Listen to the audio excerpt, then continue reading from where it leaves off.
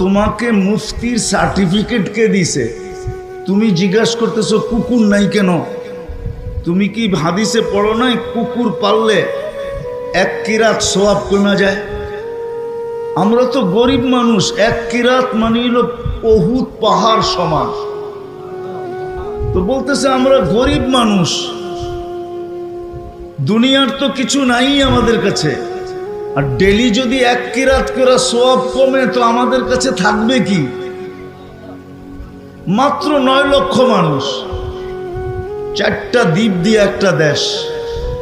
তো যেটা বুঝাইতেছিলাম, জান্নাত তো চাই কিন্তু ধারণা তো নাই।